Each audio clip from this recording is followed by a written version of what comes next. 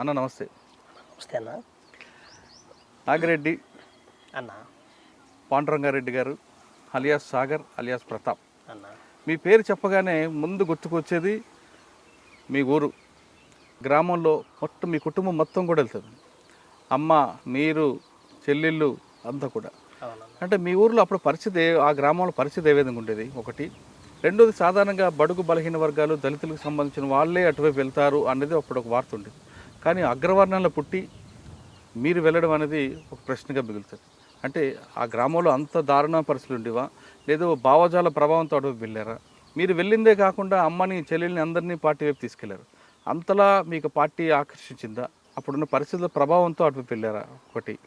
రెండు, మీరు వెళ్ళిన తర్వాత చాలా కార్యక్రమాలు చేశారు ప్రజల కోసం. అప్పట్లో భూ పోరాటాలు అవ్వచ్చు, కరువు దాడులు అవ్వచ్చు చేస్తున్నాయి. అలిపిరిలో చంద్రబాబు నాయుడు మీద attack, Takkadapalli Vasudevarao alias Ashanna alias శాసన్తో పాటు మీరు కూడా ఉండడం, అసలు ఆ రోజు ఏం జరిగింది? పార్టీకి వెళ్ళిన తర్వాత ఎంతకాలం పార్టీలో ఉన్నారు? పార్టీలో మీరు చేసిన కార్యక్రమాలు ఏంటి? పార్టీ ఆ విధంగా అప్పుడు ప్రభావితం చేయడంతో వెళ్ళిన తర్వాత ప్రభుత్వాలు కూడా కిందకు వచ్చాయనేది వాస్తవం. ప్రభుత్వాలు కిందకు వచ్చి ప్రజలకు ఏ విధంగా సహాయపడింది? తర్వాత పార్టీ నుంచి ఎందుకు వచ్చారు? వచ్చిన తర్వాత ఏం చేస్తున్నారు? రెండు ప్రశ్నలకు సమాధానం చెప్పే ముందు, పాండురంగారెడ్డి గారు అన్న ఎందుకు అడవిలోకి వెళ్ళారు? అన్న 1985 నాడు మన ఆంధ్రప్రదేశ్లో పీపుల్స్ వార్ పార్టీ అప్పుడప్పుడే అవతరించినటువంటి పరిస్థితి. అంటే తెలంగాణ సాయుధ పోరాటము, అంతకంటే మునుపు శ్రీకాకుళ పోరాటం, ఇవన్నీ దాటుకుంటూ ముందుకు వచ్చిన తర్వాత పార్టీ తను చేసినటువంటి తప్పులను రివ్యూ చేసుకొని 1978లో పార్టీకి సంబంధించినటువంటి ఆత్మవిమర్శన రిపోర్టును ఒకదాన్ని తయారు చేసుకొని ఎత్తుగడల రీత్యా ఎటువంటి పద్ధతులు అనుసరించాలి అని చెప్పానని ఒక నూతనమైనటువంటి పద్ధతుల్లో 1981లో మన ఆంధ్రప్రదేశ్లో, ముఖ్యంగా అప్పుడు ఉమ్మడి ఆంధ్రప్రదేశ్, తెలంగాణ, ఆంధ్ర, పీపుల్స్ వార్ పార్టీగా సిపిఐ, మావోయిస్టు అనేది లేదు, సిపిఐఎంఎల్ పీపుల్స్ వార్ పార్టీగా అవతరించి ఆర్గనైజేషన్లో భాగంగా మొదట తెలంగాణ ప్రాంతం, ఆ తర్వాత నల్లమల అడవిని ఆనుకొని ఉన్నటువంటి జిల్లాలు ఏవైతే ఉన్నాయో ఈ అన్ని జిల్లాల్లో కూడా ఆర్గనైజేషన్ అనేది పీపుల్స్ వార్ పార్టీ మొదలుపెట్టింది. అందులో భాగంగా ఆర్ఎస్యు అని చెప్పేసినటువంటి సంస్థ కూడా ఉండేది. దానికి అనుబంధంగా ముఖ్యంగా విద్యార్థి ఆర్గనైజేషన్ అది చూసేదంతా కూడా విద్యార్థులకు సంబంధించిన అనేక రకాల సమస్యలు తీసుకొని పనిచేస్తూ ఉండేది. సో నేను ఆ టైంలో 10వ తరగతి చదువుకుంటున్నట్టు కాలం, 10వ తరగతి చదువుకునేటువంటి నాటి పరిస్థితుల్లోనే స్కూల్లో ఉన్న టీచర్సు అనేక విషయాలు, సామాజిక సంబంధమైన అంశాలు కొన్ని మాట్లాడుతూ ఉండేవాళ్ళు. అట్లాగే మాది మధ్యతరగతి కుటుంబం. సహజంగానే మధ్యతరగతి కుటుంబం అనేటువంటిది ఒడిదుడుకులకు ఎదుర్కొంటూ ఉంటుంది సమాజంలో. అట్లా కొంత సమాజంలో ఎందుకు ఈ పరిస్థితి ఉంది అని చెప్పేసి అని ఒకవైపు నేను ఆలోచిస్తుండేవాడిని. సేమ్ టైంలో నేను చదువుకునేటప్పుడు కులమతాల వ్యత్యాసము అని చెప్పేసి అనేది నాది చిన్న ఏజీ అయినా కూడా నా కంటికి కళ్ళగారా కనపడుతూ ఉండేది. నా చుట్టుపక్కల ఉన్నటువంటి గ్రామాలలో చదువుకునేటువంటి పిల్లల మధ్య ఉన్నటువంటి యువక్షత, ఇవన్నీ కూడా అర్థమవుతూ ఉండేవి. కానీ నాకు స్వభావరీత్యానే ఎందుకో మరి చిన్నప్పటి నుంచే అన్ని కులాల వారితో కలిసి ఉండడము, సాకలి, మంగలి, ఎస్సీ, మిగతా వాళ్ళందరితో కలిసి భోంచేసే వాళ్ళం, కలిసి ఉండేవాళ్ళం, ఫ్రెండ్లీగా తిరిగే వాళ్ళం, ఇట్లా ఉండేది.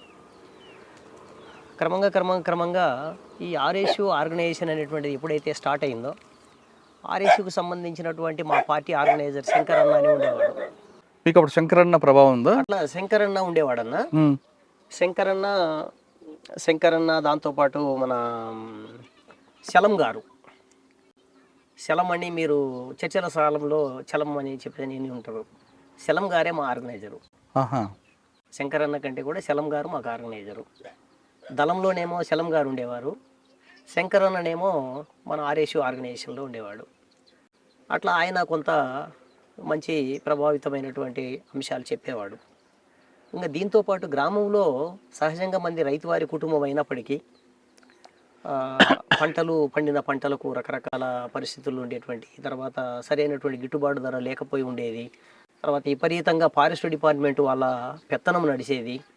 ఊరిపంచి గ్రామం మాది, ప్రకాశం జిల్లా అర్ధవీడు మండలం, లక్ష్మీపురం మా విలేజ్. ఈ లక్ష్మీపురం అనేటువంటి గ్రామంలో సాధారణమైనటువంటి సదుపాయాలు కూడా లేకపోయాయి. ఉమ్, మంచి రోడ్డు లేదు, కరెంటు సదుపాయం లేదు, వాటర్ ట్యాంకులు లేవు, తాగునీటి సౌకర్యం లేదు, ఇవేవి కూడా లేవు మా గ్రామంలో. ఉమ్, బహుశా అప్పటికి ఆ గ్రామ నిర్మాణం జరిగి ఒక 70 సంవత్సరాలు 60 సంవత్సరాల కాలం గడిచి ఉంటుంది. ఉమ్. అంటే ఈరోజు ప్రభుత్వాలు చాలా రకాలుగా చెప్పుకుంటున్నాయి, మేము అభివృద్ధి పదంలో నడిపిస్తున్నాం మొత్తం రాష్ట్రాల దేశ ప్రజలని. నిజంగా అటువంటి సదుపాయాలు ఏవి కూడా మా గ్రామంలో ఉండేవి కావు. సరే, ఈ పరిస్థితుల్లో నక్సలైట్ పార్టీకి సంబంధించిన ఒక ఆల్టర్నేటివ్ నిర్మాణంగా, ఒక పక్కన నేను చదువుకునేటప్పుడు విద్యార్థి ఆర్గనైజేషన్లో ఉండేవాడిని, సేమ్ టైంలో గ్రామంలో కూడా, నేను గ్రామంలోకి వెళ్ళినప్పుడు దళాలు కలిసేది, ఆ ప్రభావం మీ బాగా పడింది మీ మీద. బాగా పడింది. ఇంకా అట్లా మేము గ్రామంలో ఉన్నప్పుడు గ్రామం నిర్మాణంలో మొత్తం జనాలందరితో సమావేశం వేసేవాళ్ళు, అన్నలు వచ్చి. ప్రాథమిక దశలో మా అమ్మ వ్యతిరేకించింది. అన్నలమ్మడి పోతే ఎట్లరా, వద్దు, అట్లా వద్దు, ఏదనుంటే నువ్వు ఇంటి దగ్గర తిండి పెట్టు, ఏదో సహకరించు తప్ప, కానీ మనం అన్నలమ్మడి వద్దు అనేటువంటి యాంగిల్లో ఉండేది. అయితే నిదానం మీద ఈ ఫారెస్ట్ డిపార్ట్మెంట్ వాళ్ళ సమస్యలు తీసుకొని ఎప్పుడైతే పరిష్కరించడం అనేది అన్నలు చేయడం మొదలుపెట్టినరో, కాలక్రమంలో ఆ చుట్టుపక్కల గ్రామాలన్నీ కూడా అన్నలకు బాగా దగ్గర అవుతూ వచ్చినాయి. ఎందుకంటే రైతు వారీగా రైతులందరూ కూడా అడవి మీద ఆధారపడి ఏదో చిన్నదో పెద్దదో కర్రలు తెచ్చుకునే వాళ్ళు, గొర్రెలు మేకలు మేపుకునే వాళ్ళంతా కూడా అడవి మీద ఆధారపడి బతికేవాళ్ళు. అట్లాగే గిట్టుబాటు సమస్యలు ఏదన్నా ఉన్నప్పుడు కూడా అన్నలో చెప్పుకునేవాళ్ళు. అట్లా ప్రాథమికంగా చిన్న సమస్యల దగ్గర నుంచి మొదలుపెట్టి గ్రామానికి సంబంధించిన ఉమ్మడి సమస్యలు కూడా అన్నల నాయకత్వంలో, ఆ ఆర్గనైజేషన్ నాయకత్వంలో సమస్యలు పరిష్కరించబడుతూ ఉండేవి.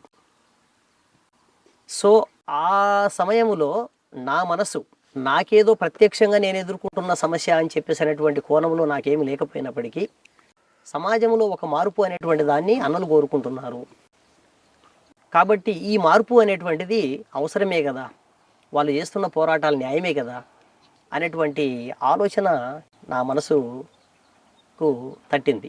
అటువైపు అడుగులు వేసిందా? అటువైపు కాలక్రమంలో నిదానం మీద అడుగులు వేస్తూ. కానీ అన్న, మీకు ఒక ప్రశ్న.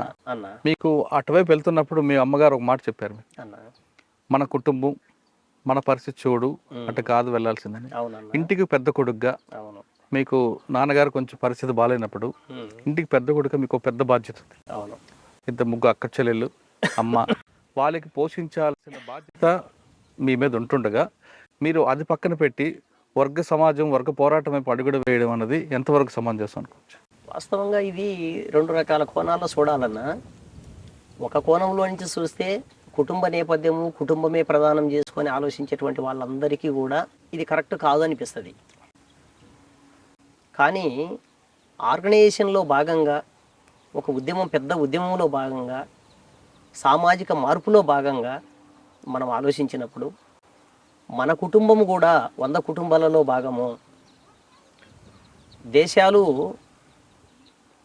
లేదా రాష్ట్రాలు మొత్తం ప్రజలందరూ విముక్తి అవ్వాలి అనేటువంటి ఒక పెద్ద విశాలమైనటువంటి కాన్సెప్ట్ ఏదైతే ఉందో, దాని ముందు మన కుటుంబము అనేటువంటి చాలా చిన్నది అనేది నా ఆలోచన. ఆ ఉద్దేశంతోనే ప్రజలందరి మార్పు కోసము, ప్రజలందరికీ సంబంధించినటువంటి జీవన మార్పు కోసం మనం కోరుకుంటూ, అంటే వాళ్ళు మారిస్తే వాళ్ళతో పాటు మన కుటుంబం కూడా కుటుంబం కూడా అంతో ఇంతో మారుతుంది కదా, అందులో నుంచి మనం చూడాలి తప్ప మనం ప్రత్యేకంగా చూడలేం కదా. కరెక్ట్, అది కూడా పాయింట్. పెద్ద కొడుకుగా పెద్ద కుటుంబాన్ని పోషించాల్సినటువంటి వ్యక్తి పక్కకు పోవడం అనేటువంటిది ఒక రకంగా ఇబ్బందికరమైన అంశమే.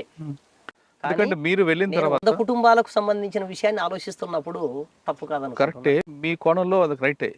కానీ మీరు ఆ విధంగా అడుగులు వేయబట్టి పోలీసుల యొక్క ఒత్తిడి, పోలీసుల యొక్క దౌర్జన్యం అన్నీ కూడా మీ అమ్మగారు, మీ అక్క చెల్లెలు అనిపించారు. అది రాజ్యహింసలో భాగమన్నా.